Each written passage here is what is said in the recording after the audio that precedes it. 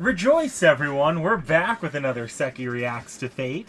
It's almost as if there's a lot of historical characters in Fate that Sekhie either gives a damn about or can be convinced to give a damn about. Wow, there's a little bit more anger than our last take. Look, this is, I hope y'all guessed this one, because we left a hint in last section's video about who this was gonna be.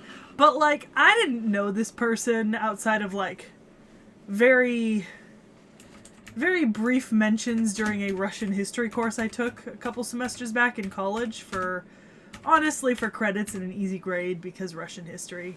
That was absolutely the incorrect assumption to have about what was going to be an easy credit class and what wasn't.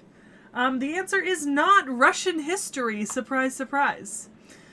I mean, as someone who's only ever taken a little bit of political science and world history, I could have told you Russian history wasn't going to be easy. Yeah, it wasn't as simple as I thought it was going to be as a class. But I had heard of this name before you selected it. And this month, of course, does have a theme. Hint number 1 for our next servant.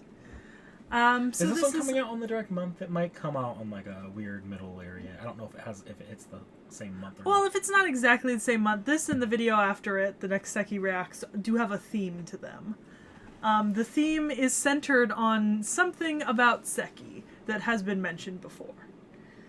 That's vague. Yep, that's your first hint. Maybe we'll get more specific later. Anyways, but without further ado, yeah, Helena Blavatsky.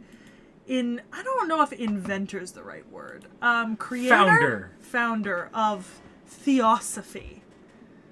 Which is just no. Let's actually go here. Do the designs from the FGO wiki like we were. Why the fuck did that say Mahatma Helena? I'd have to look. I might know what it was, but I don't. I don't know how I feel about that phrase. So this is Helena Blavatsky. And not loading for some reason. Okay. Oh, there we go.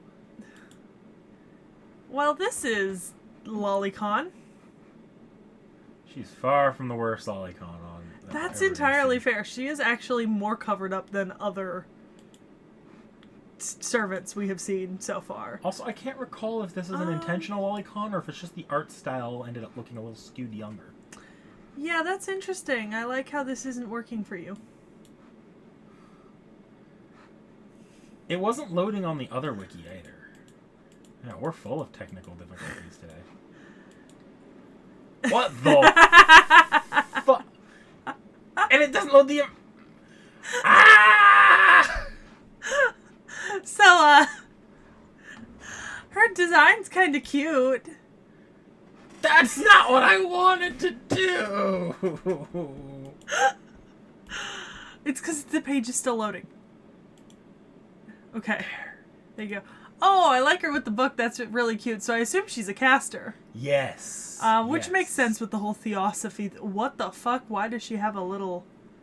that thing has a name. I forget what its name is. Is this like Anna's? So we were commenting before the episode. This is one of our youngest servants to date in terms of like the historical or mythological context of the servant, because Helena Blavatsky, it's also one of our most certain time-wise because, you know, outside of Anastasia, Helena Blavatsky is kind of our next one that has like a specifically delineated set of like birth and death dates.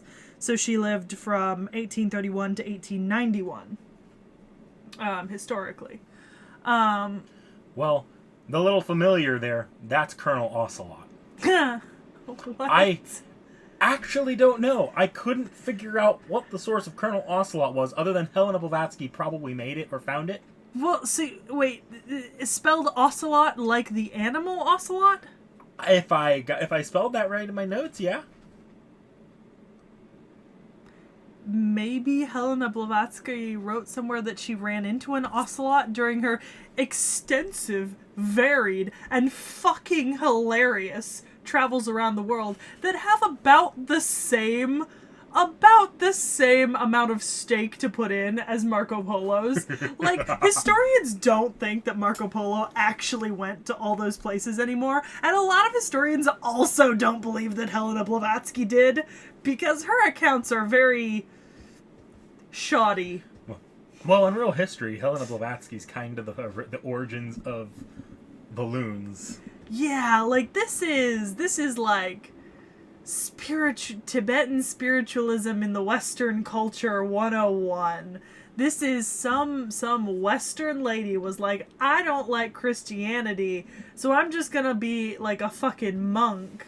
But not actually, because in reality I am actually the granddaughter of a princess and a royal title holder in Russia in my own right who has enough money to fund said travels around the world to all these different places and such a lifestyle. So, what you're saying is she's Gwyneth Paltrow. Pretty much. Yeah. Oh god, this is Goop. This is Goop 1.0. This is Sandbox Goop. Oh, you didn't come to hear us rant about how Helena Blavatsky is Gwyneth Paltrow's great grand. So yes, Helena Blavatsky, the founder of Theosophy and the foundation of modern occultism. She was married to a Russian aristocrat, but sort of just left to travel the world. Yeah, okay, so I was researching this, and Nick Nack was over, and I was like, so she has this husband, right? And then she's just like, I don't want to be married to you anymore, so, like, she tries to run away multiple times, and then her husband's just like, I guess you could go, right? And then she proceeds to spend, like, she's supposed to be escorted back to the rest of her family, right? And then she just ditches her fucking escort in Constantinople and possibly spends 25 years touring the globe randomly on the order of some Tibetan spiritualist monk who came to her in a dream when she was 7 and told her that this was her calling. Except we don't actually know if she really did. We only have evidence of her from, like, 2 places. And then she just popped back up and was like, can we keep being married? This is pretty cool. What the fuck? What the fuck? Well, both in real life and in fate. On those travels, she met a lot of people and built up quite the following. One of the groups of people that she ended up meeting up with was the Mages Association in Type Moon. You mean the Elmalloy thing? Yes, the group that Elmalloy's part of. The clock tower? Yeah. Oh. It's probably be out before then, but you've seen a little bit of talk of the sealing designations. They mentioned it in one of the books. Oh, then yes, I have. I just don't remember it. It's kind of like a bounty being placed on mages that are too powerful. Okay. In simplest terms, don't roast me, fate, on the internet. Well, evidently she had a bit of an issue with authority. Yes. Because she ended up bumping heads with the Mages Association in particular, but a lot of people as well. Yeah. And let's see.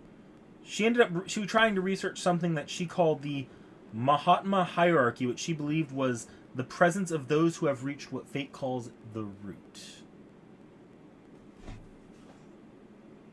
So Buddhism.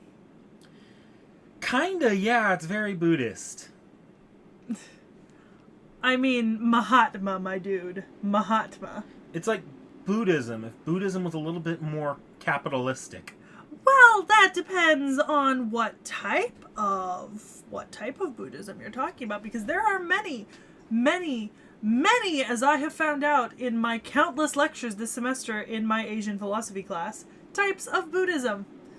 Everywhere from India to China, everywhere in between, and even in India there are like 8 different main types, each with slightly differing ideals and goals and principles, and for some reason all fucking 8 of them have different opinions on the spirit and the soul and the goddamn mind. Well, generally in Buddhism, to reach nirvana you have to be at peace. Mm-hmm. In Fate, reaching the root is more like you found a glitch in the Matrix. Yeah. Well, she thought she was able to speak with everyone who's ever reached the root. And then she believed that the presence of them were guiding her along. Yeah, I guess that makes sense.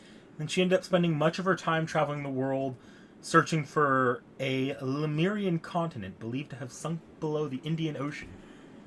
Atlantis. It's pretty much Atlantis. A little bit different. Guys, I have a secret to tell you. Atlantis is in the Pegasus Galaxy. It's an 8 chevron address that you can access through the Stargate underneath Cheyenne Mountain.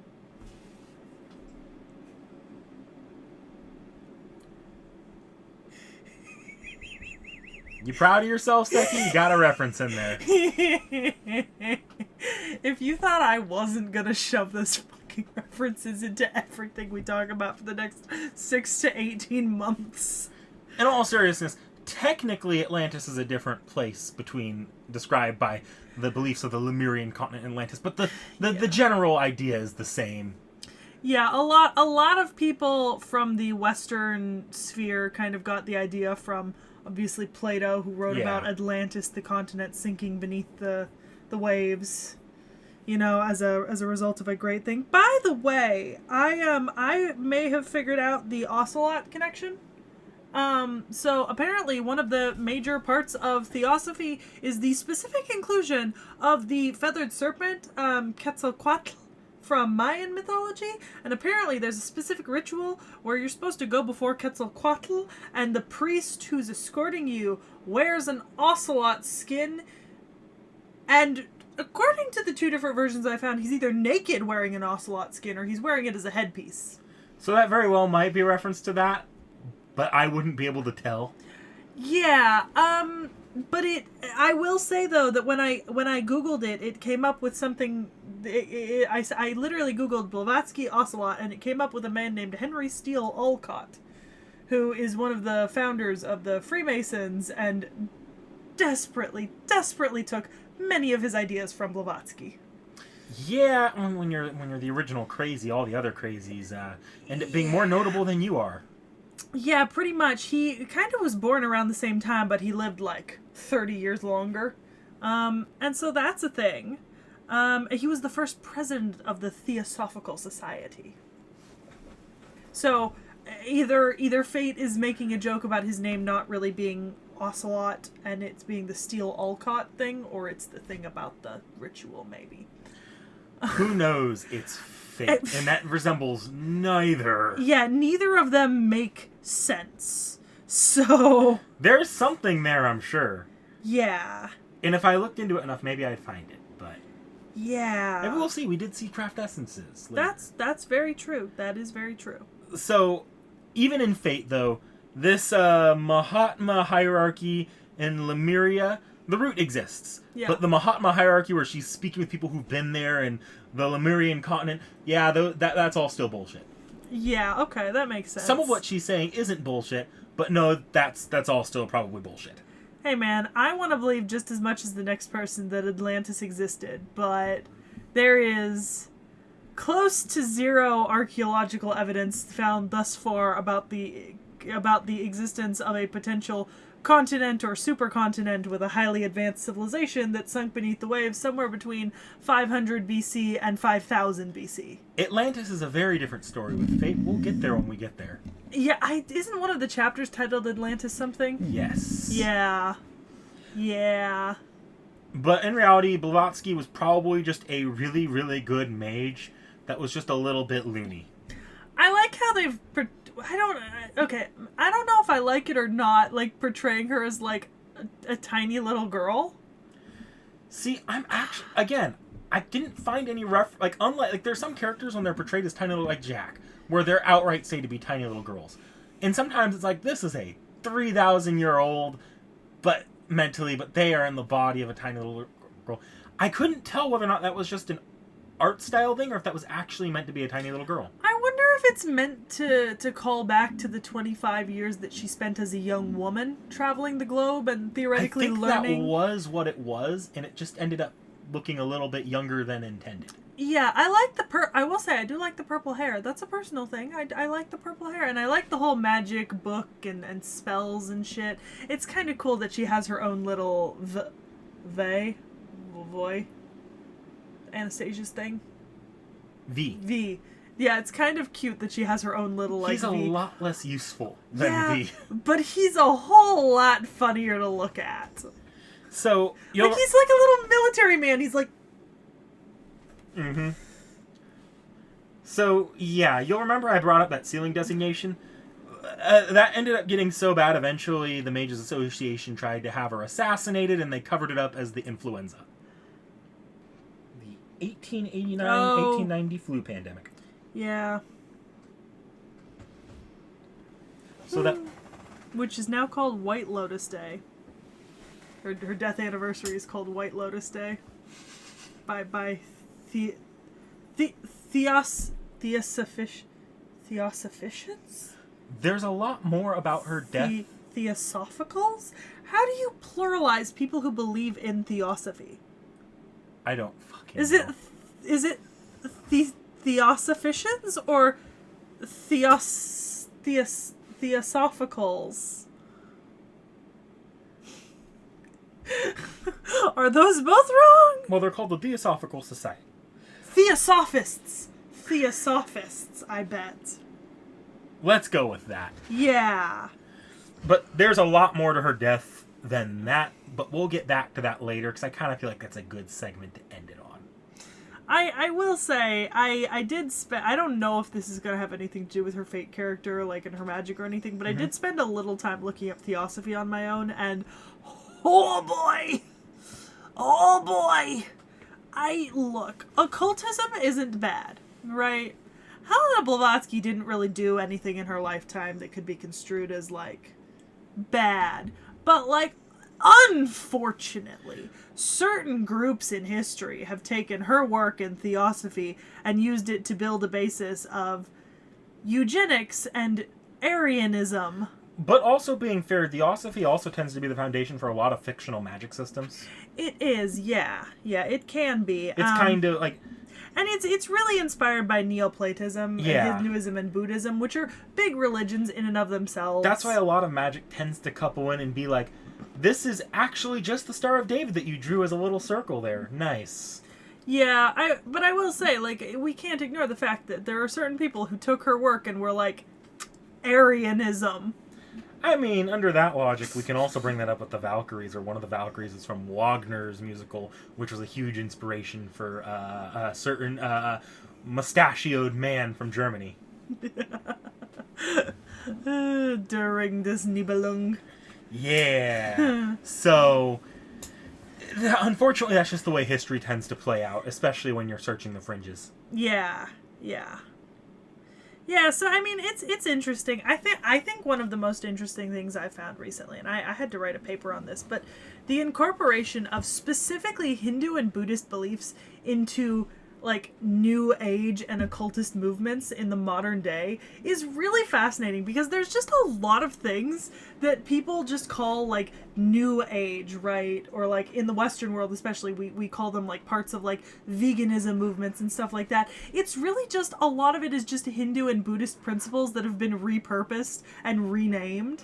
Like, they're not hiding it, but nobody's looking to see it. Like, I wrote... looking to see it, and it's not like Hinduism or Buddhism actually has any interest in reclaiming that. Yeah, like, the Hindus and Buddhists don't care about the, million people in the fucking US who all believe in, like, who have all taken the actual Hindu principle about eating no meat and turned that into the basis of their veganism. Right? But it's the case that a lot of arguments for veganism and spiritual movements surrounding veganism do follow pretty much the Hinduist model, and, like, almost the exact wording. Like, it's all about the spirit and soul and that kind of thing. Stuff from that. Like, I have to imagine, based off of what I know at least, like, the idea of something having good vibes, that comes from a lot of that same foundation.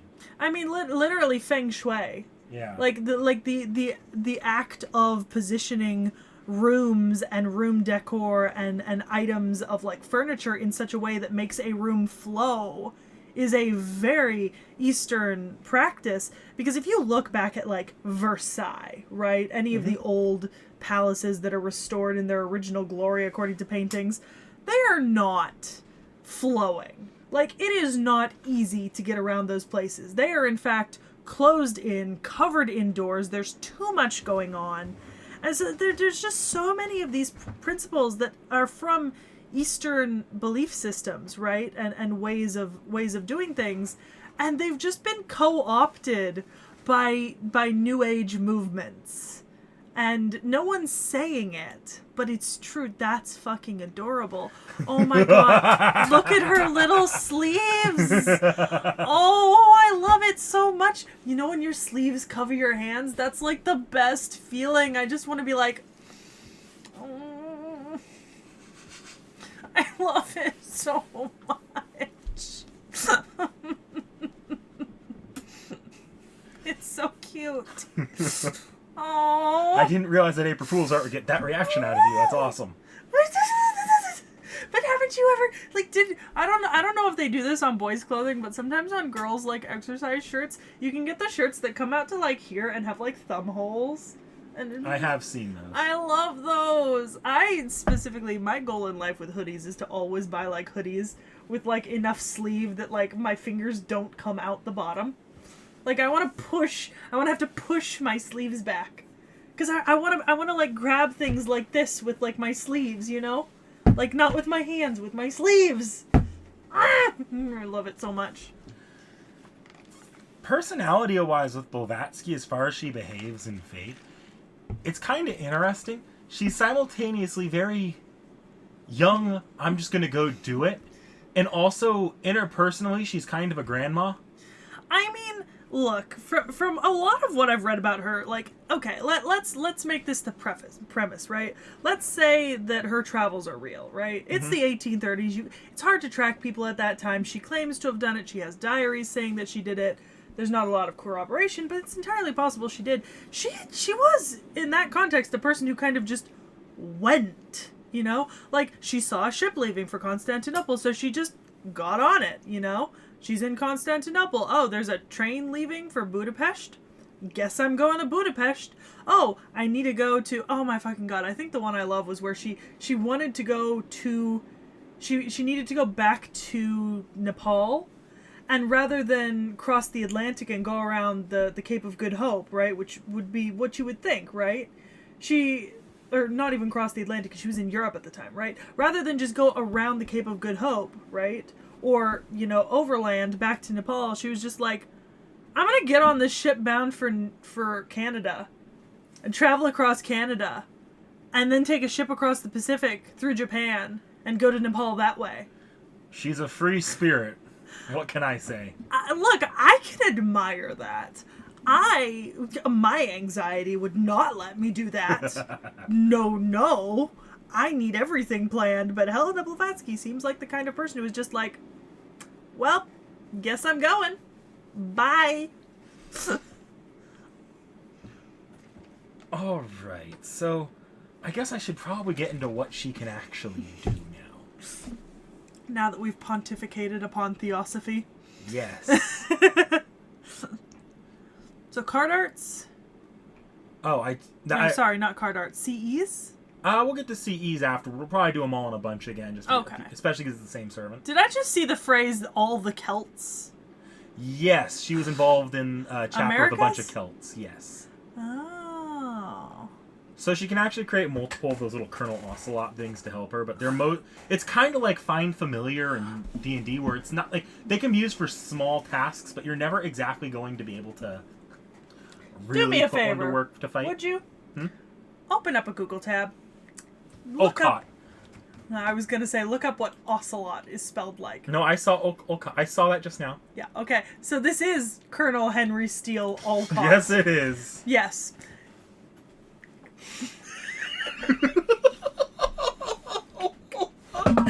You had better hope that you're dyslexic. Oh no, I'm not. I'm just tired. You don't even have the right letters to make ocelot.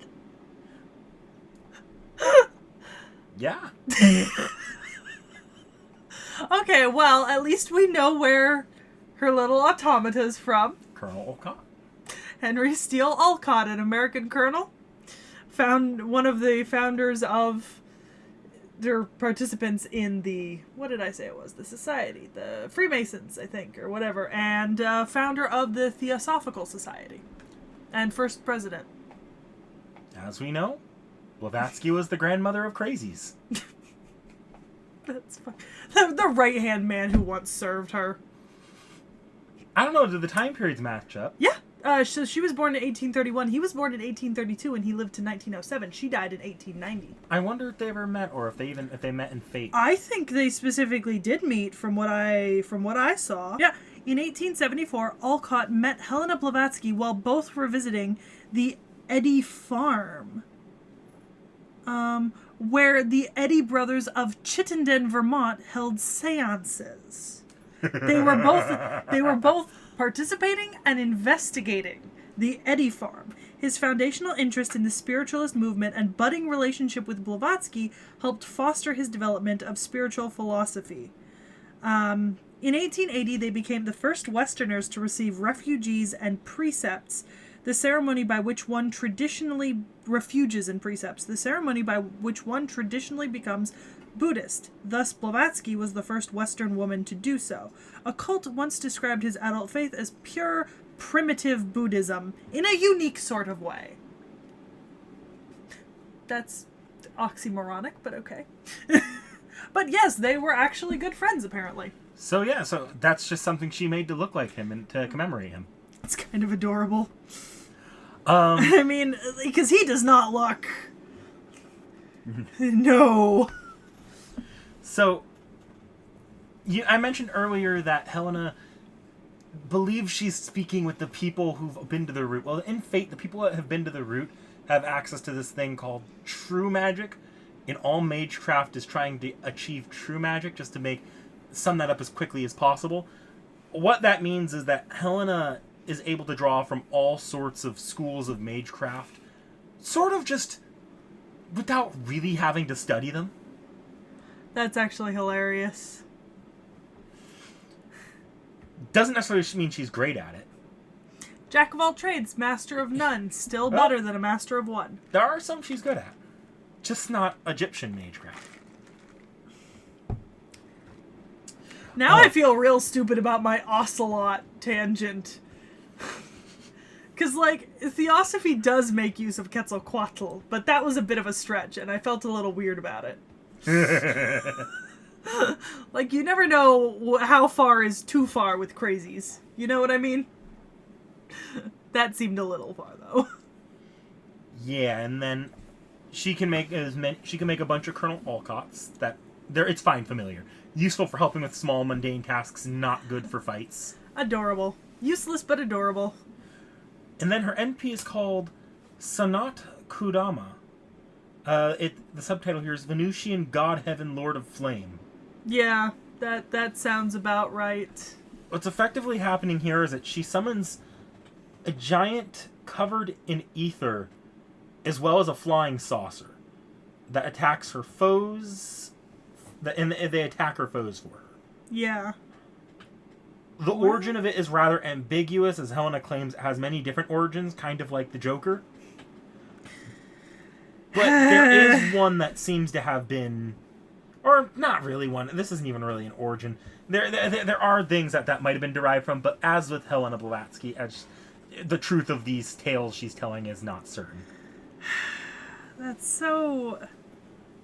Let's go ahead and pull That's so weird.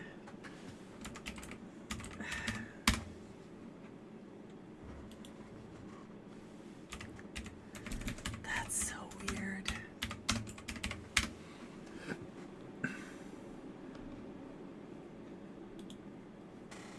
There we go.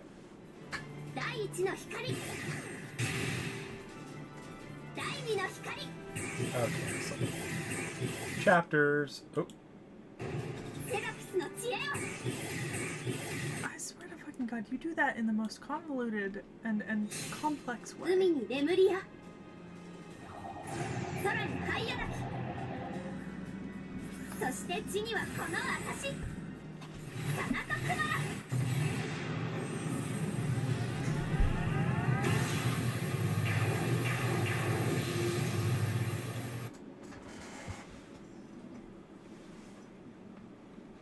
I don't suppose she was probed. Not to my knowledge. Fucking UFOs. Alright, before... Did they have to get that new agey? This feels like the Scooby-Doo with aliens. I mean, that's ultimately what a lot of this Do you was. know how many people love that Scooby-Doo? It's like one of my least favorite Scooby-Doo movies, and apparently a lot of people consider it one of the absolute best. I haven't seen a lot of these in a long time, and it's not one of the ones that ranks as to my favorites, but I don't remember it being bad at all. I just don't like it because aliens. Okay. Which is ironic because I am showing you Stargate. Like, out of all the real things, like the things that could be real in Scooby-Doo, you draw the line at aliens, the thing that actually could be real. Apparently, yes. Aliens is where I draw... UFOs is where I draw the line.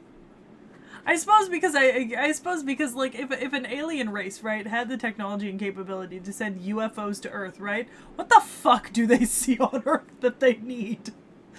Nothing. My dude, we are destroying our planet. We do nothing but create war with one another. The fuck do you want with us? I mean, I can offer two explanations here. Observation. Which you can do from afar. You don't need to pull people up. And usually they didn't. The people that pulled them up in Scooby-Doo were the fake. Yeah, but I mean alien stories in general. The other thing that aliens could be doing, and this is my favorite, is the Lilo and Stitch explanation, where we're all just a food source being left in a biodome for mosquitoes. Jesus fucking Christ. To restore the mosquito population. Okay, that is the valid aliens. That is the valid alien theory. I choose to believe that we are part of a protected nature preserve. For mosquitoes. Yes. Alright, let's go ahead and return back to the topic of Blavatsky's death. Because Blavatsky faked her death. Kidding. I'm kidding. Blavatsky ended up faking her death. Similar to a certain servant that we discussed last time. Sherlock Holmes faked his death after the falls. Yeah. Thing is, they actually met up, or one of the people who inspired Sherlock Holmes, possibly Doyle, since they knew each other. Huh. Interesting. So, and when they met up, they formed a friendship and they sort of fled through Tibet. Eventually, though, the Mages Association assassins did figure it out, and they did catch up with them, and they dealt a lethal blow to Blavatsky, who died in Sherlock Holmes' arms. First of all, what the fuck, Tibet? Why?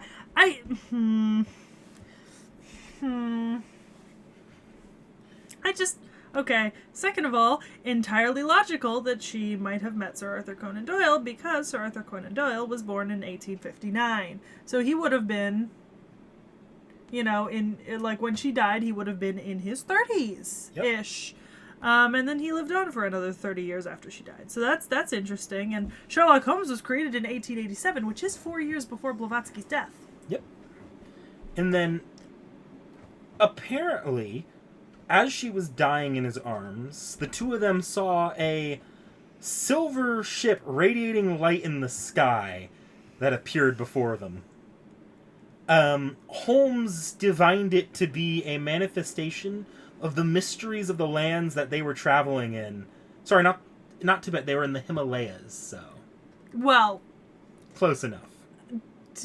Nepal, Tibet. I mean, you think it's right. So Tibet is more of a cultural region than distinct country, right?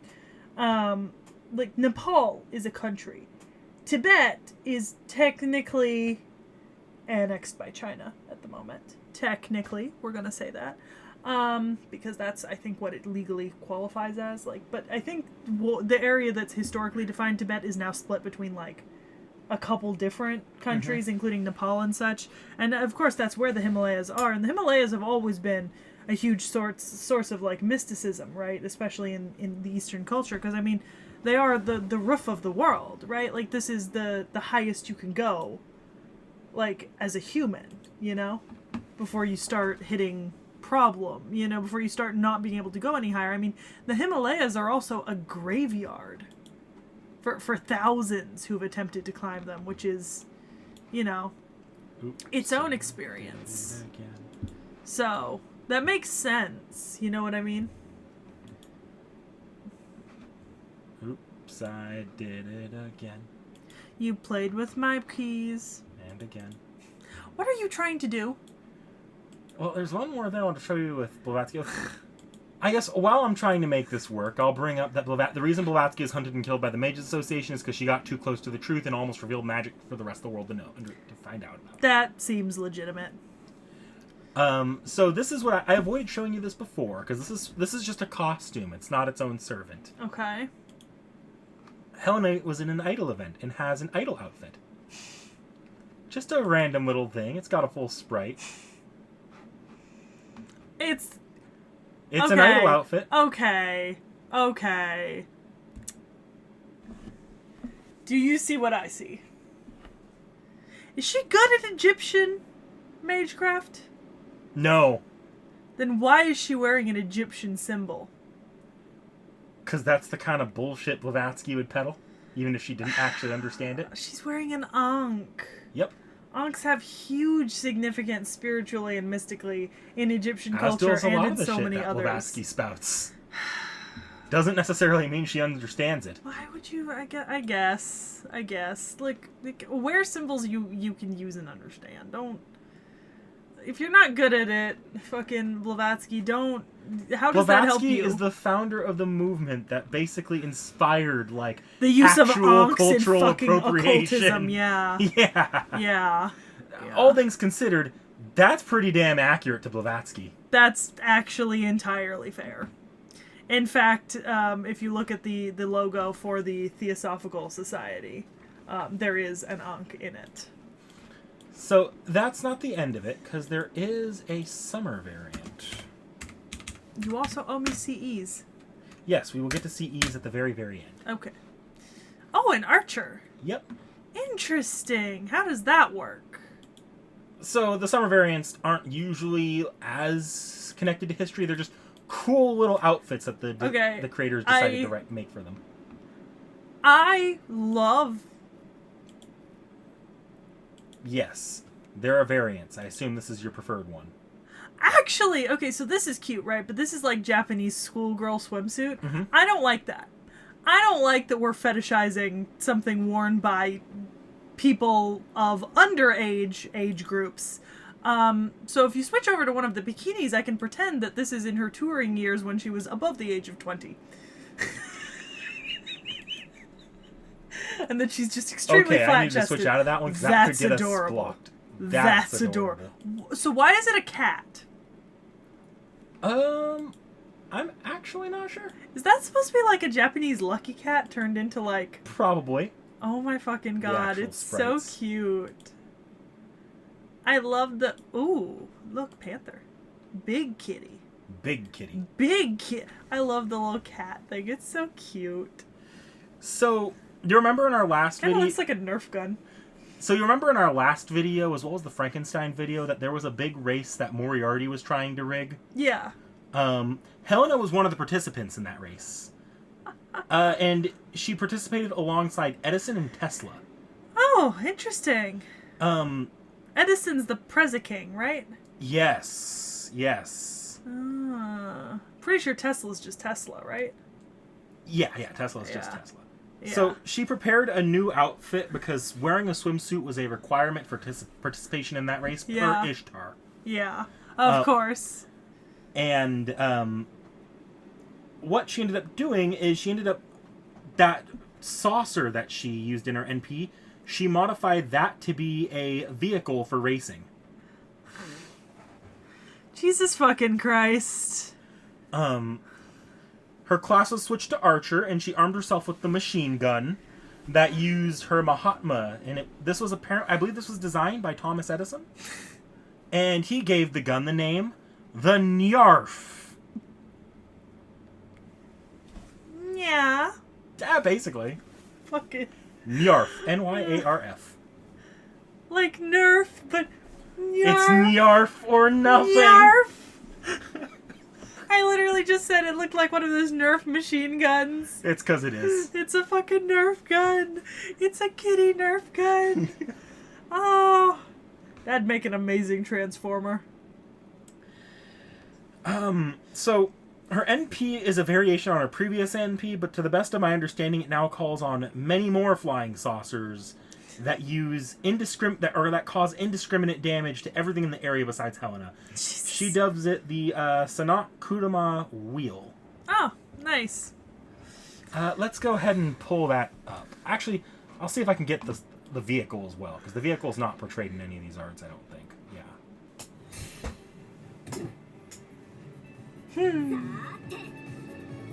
Looks like one of those new age gaming computer setups. Yeah, kind of. Yeah. Oh, I see what you mean. Indiscriminate damage. Overkill. Jesus. And that's Summer Blavatsky. That is actually a pretty fucking cool NP so far. So that's not the end of Blavatsky, and you might be surprised if you're only playing FGO-NA, because FGO Arcade has an exclusive Blavatsky, Q Arcade Onore, mode. But so while Knick-Knack is looking that up, hint number 2 for the next servant is that it shares a geographical region with Blavatsky in the world. I don't think we've mentioned this servant either. No. But there are very few servants that are specific to this area of the world that Blavatsky has in common with Sekhie. Meet Blavatsky Christmas. Oh, this is why you told... Okay.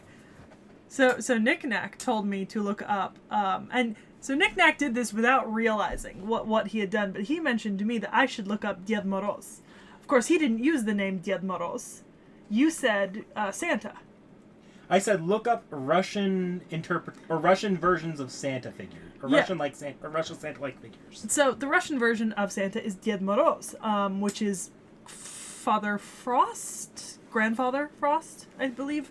And it's a little more of an elemental figure than necessarily like Santa that we think, but the blue is actually entirely accurate of Ded Moroz, who comes in a blue robe, head to toe. And one of the fun things about Ded Moroz is in Russian mythology, and this is also true in Ukrainian, both the Russians and Ukrainians have a specific city in each country that they claim is the home city of Ded Moroz. In Russia, it's Veliki Ustyug or something like that.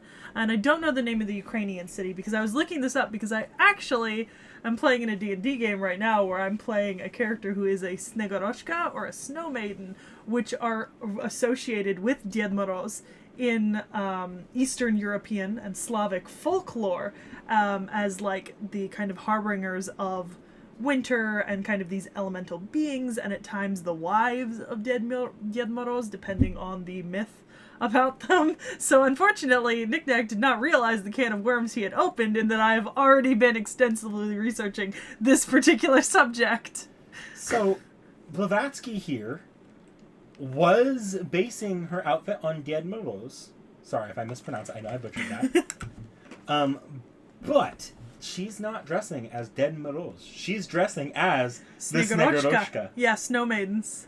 The one who was supposed to be dressing as Ded Moroz was Colonel Colonel Olcott, who missed the message and dressed up as the Western Santa. Yeah, should be in a long blue robe. Yeah. But I do like, they actually have incorporated some kind of Eastern European traditional patterning in the clothing, and other than the length of it, it is actually quite accurate to something that would have been depicted as something that was worn, because with these long dresses that were fur-lined, and basically it would have had like a waistline right about here, like really high up, empire, just gone down from there, fur lining all over, patterns, blue for Ded Moroz and that kind of thing. I was surprised when I started, because I looked into this before I brought this up. The boots are very traditional looking. I was surprised how like detailed they went on her explanation here, because like it's like FGO Santas are usually just FGO Santa. Yeah, like, they could have just called this, like, Santa, right? And blamed the blue on anything. But the fact that they went Ded Moroz and Snegorochka is pretty fucking cool. I mean, I guess that's, fair. Now, as far as what she can do, unfortunately, I'm a little bit less clear because it's arcade. I don't have a lot of translated material on what they exactly do. Mm-hmm. But her NP, she uses a Christmas tree in her Sanat Kudama as an always-on light that flies above her.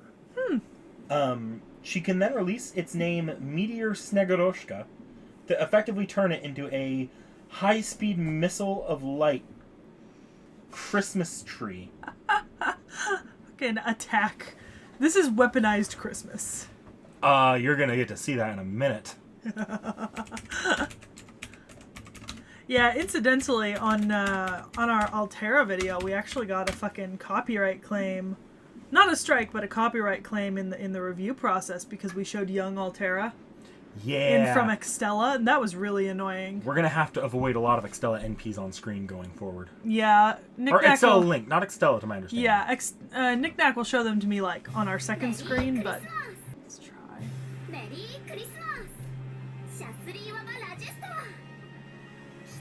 Yeah, it was my computer. She's so cute. Oh. Oh yeah, and she's a writer. I mean, that makes sense for a Santa. Aww. This is fucking adorable. Wait, is she beating people up with her... Is that Waver Velvet? Yeah. Why is she beating the shit out of Lord Elmaloy II?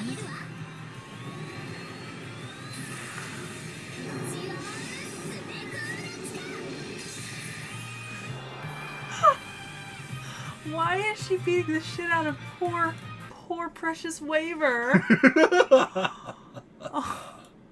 I will say I do actually really like this design though, because this is I'm gonna say this as a generalization right now, but outside of what we saw on maybe Anastasia, right, Anna, this is one of the more culturally accurate depictions of a culture in FGO that's not super stereotyped. Other than the length of it, which is obviously entirely the fact that it's an anime girl. Like, they were not gonna put her in an ankle-length dress. No. I would never expect that.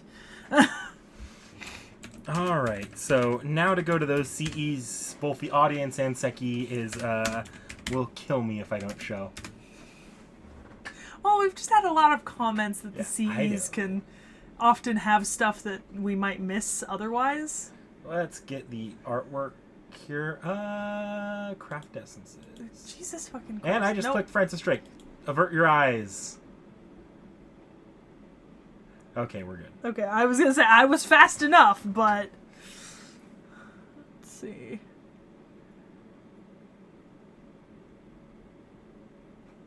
Okay. Damn these ads. I really need to get an ad blocker. I'm just fucking terrible. Okay, well, the high school one's really cute. I will say that. So that seems just like a fate thing, right? Putting them all in, like, Japanese schoolgirl costumes. I like the color palette. I think it's checkered. Love that.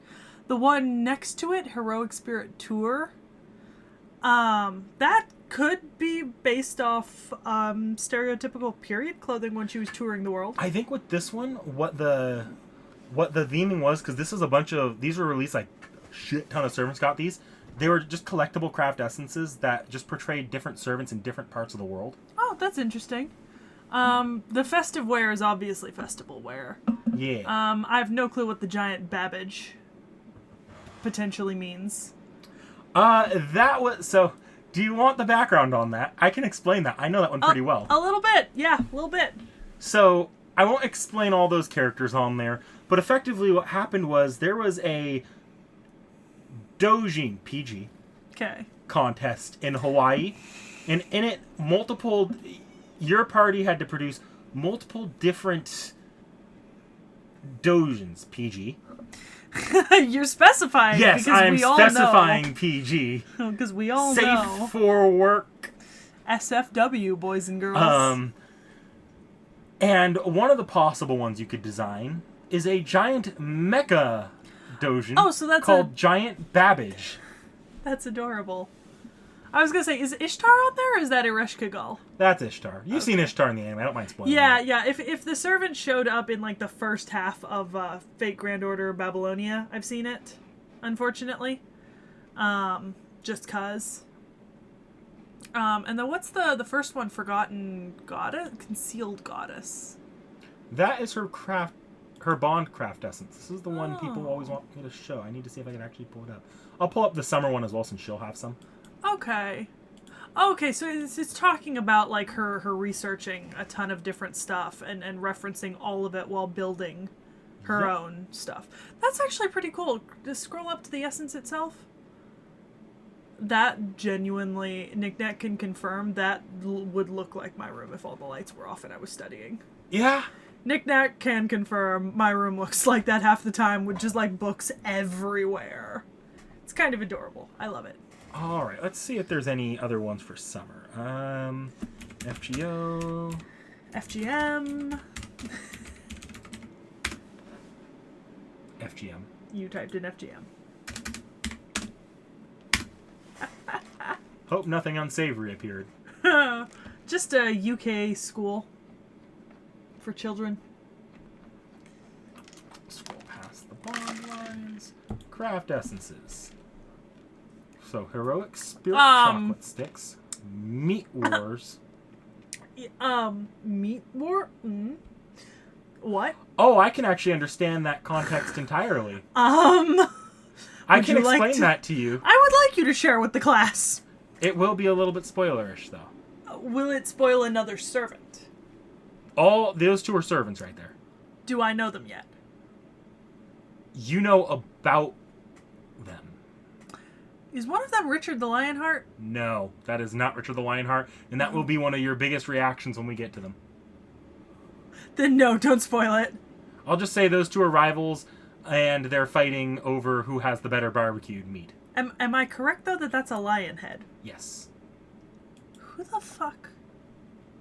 Narf! It doesn't matter what its origin or reason for creation was.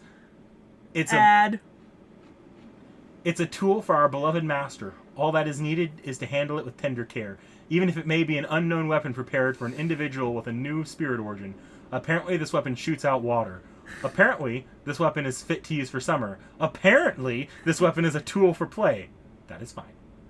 Then the only thing we need to do is to perform maintenance so our master can enjoy it anytime.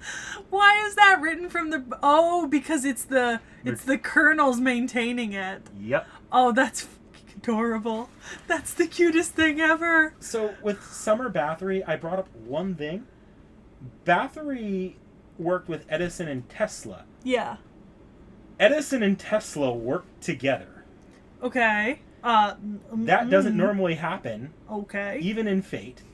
Those two hate each other. Understandably so. But apparently Blavatsky knew, as far as Fate is concerned, knew both Edison and Tesla in life. And their shared friendship with her is the only way to really keep them from fighting most of the time. That's interesting, actually, because she's very good at mediating their disputes. I would wonder if that... I don't know how much of that's founded in real history, whether or not Blavatsky actually knew Edison or not. Blavatsky knew a lot of people and had a lot of... She did travel, even if the records are... Fun fact, Nikola Tesla is one of the 5 prophets of Theosophy. So, it is entirely possible that she may have known Tesla in person. Obviously, I would have to do more research on this, but the 5 modern prophets in occult are generally accepted as Nostradamus, Joseph Smith, Rudolf Steiner, Edgar Cayce, and Nikola Tesla. And there are several articles on Nikola Tesla relating to Theosophy and Theosophical Society, which is interesting. I would assume... Well, okay, here's the thing, right? We know that Tesla and Edison hate each other. We all know why Tesla and Edison hate each other. I'm not going to go into that. But as a result of that, they did run in very similar circles. Edison had to get what he needed. So I wouldn't be surprised if there was some sort of connection between both of them and Blavatsky, given that she traveled so widely. And that's all kind of happening during a similar time period. It's so weird because the closer we get to modern day, the more so we have servants who are like inhabiting the same time periods in places that like geographically were definitely accessible to one another, you know? Like, these people were like, the fact that Helena Blavatsky died, I think, only a decade before Anna was born. Like, she's part of the Russian imperial family. Like, that she could have known. If she'd lived longer, she probably would have known. It's interesting to see these servant bubbles, because you'll remember there is kind of like this entire London society that we mentioned like back last Halloween. Yeah, because for some reason there's so many London in specific, right? Like London and America produced so many famous people between like 1790 and 1910, and that's such a short period of time that it is entirely plausible and very probable that many of them lived during overlapping periods of time. And if you were part of, like, let's say, a literary society in like 1860, so was every single other writer who was part of a literary society in 1860. So you all fucking interacted and like at least knew of one another, if not more. Like, for example, Lovecraft, right? Lovecraft was friends with several other major authors at the time, and Lovecraft was not popular during his lifetime, but there were a lot of other authors who encouraged him to keep writing, who were in his circle and were in like the same communities as him, who were famous of their own right during the same times. And several of them, after he died, would go on to further the Lovecraft mythos about kind of cosmic horror, you know? Like, it's just so many famous people existed during the same time, and you have to think that this phenomena is specifically because of the globalization and the invention of faster ways to communicate things, like over the telegraph and such, because people had you could just telegraph to another continent, you know, or to the other end of the country. So it might be that a lot of famous people existed during, like, say, the 1500s, but they all existed in such different parts of the world so far apart that they couldn't really meet up and get together very often unless they lived in the same country. But as we approach this particular time period, fate can easily fill in some of these gaps, have these people meet. Like, Blavatsky meeting Sherlock Holmes is so far out there, but the time periods overlap. Yeah. You're like, he was created before she died several years, you know? And it's interesting because it's not even that, but this massive increase in the amount of famous people is also due to globalization, because before then people had to kind of work on their own to make further advances, but at this point research and other findings in literature could be shared so quickly and widely that people could work off one another and produce things much faster in commutative efforts, as opposed to one person working his entire life to figure out this one math theorem. Well, you've got a quorum of 50 mathematicians who are working together who can figure out this math problem much quicker. Don't do what Edison did, though. All right, well, I think that's about all I have on Blavatsky at the moment. Unless I miss something, comments, feel free to roast me alive. Believe it or not, I thought this was going to be one of our shorter episodes. You thought fucking wrong. I have opinions. The funny thing is, right, I'm more fanatical about the servants themselves the further away they are in history, right? Like Ozzy and Gilgamesh and that kind of thing, because they're these mythological figures. But I have a lot of opinions about modern servants, not about the servants themselves, but about the context around their creation and kind of their interactions with one another and that sort of thing. I like Blavatsky. I think that she has a great servant art. I've really enjoyed her April Fools and stuff like that. But like as a person, I don't feel any particular connection to Helena Blavatsky, right? Not like our Lord and Savior Ozzy, who I have completed my shrine to. But it's harder to discuss Ozzy in a context connected to other things, because he's so estranged from so many other characters historically, you know? Like, Ozzy might show up in a Grail war with, like, King Arthur, but they're separated by, like, 1,500 years. Whereas if Fran and Blavatsky show up in the same Grail war, you know, canonically, they're both, like, Frankenstein was written in the 1800s. If they both existed, they might have actually run in similar circles. Yeah. Especially when you start getting out there like that. Especially when you're talking about the Western characters. Because you gotta think, during this time period, if you were famous for something in anywhere in Europe, you've probably visited a ton of other places in Europe. And you have contact with people across the pond. Like, it might not necessarily be true of, like, any Asian servants from the exact same time period, because that would have still been a very long trip. But certainly anything in Europe and the Americas will be connected. This is going to be a really long episode. Well, I hit pretty as close to an hour as we're going to get. Yeah. You just keep getting longer. Well, hey, you all asked for longer and longer. I've given you 2 hints about our next servant, and I will be very, very impressed if anyone manages to guess it. It would be very terrible if they managed to guess it. Have fun.